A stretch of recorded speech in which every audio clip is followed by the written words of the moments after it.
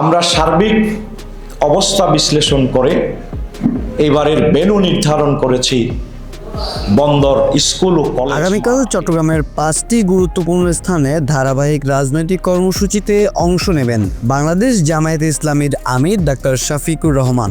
দলীয় কর্মসূচির অংশ হিসেবে এসব স্থানে জনসভা ও সমাবেশে তিনি গুরুত্বপূর্ণ ভাষণ দেবেন।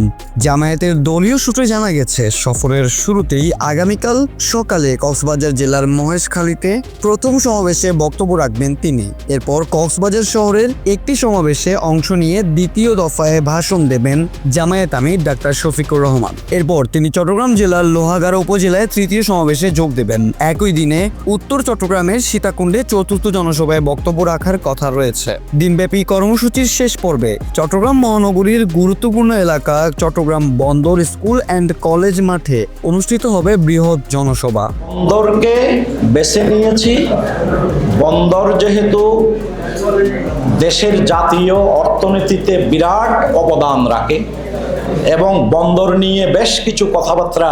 এই সমাবেশকে ঘিরে দলটির পক্ষ থেকে ব্যাপক প্রস্তুতি নেওয়া হয়েছে বলে জানিয়েছেন নেতাকর্মীরা।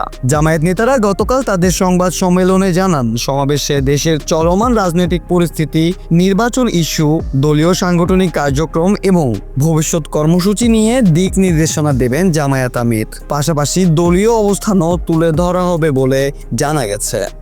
এখানে টাইমিং এর একটা ব্যাপার আছে। উনি যেহেতু লাস্ট ফ্লাইটে চলে যাবেন, তাহলে ওখানকার প্রোগ্রাম শেষ করেই সমাবেশগুলোকে কেন্দ্র করে সংশ্লিষ্ট এলাকাগুলোতে জামায়াত ও ছাত্র শিবিরের নেতাকর্মীদের মধ্যে বাড়তি তৎপরতা লক্ষ্য করা গেছে। অন্যদিকে যে কোনো অপ্রীতিকর পরিস্থিতি এড়াতে আইন শৃঙ্খলা রক্ষাকারী বাহিনীর পক্ষ থেকে প্রয়োজনীয় নিরাপত্তা ব্যবস্থা গ্রহণ করা হয়েছে। মেহেদী রাফি, চমৎকার টিভি, চট্টগ্রাম।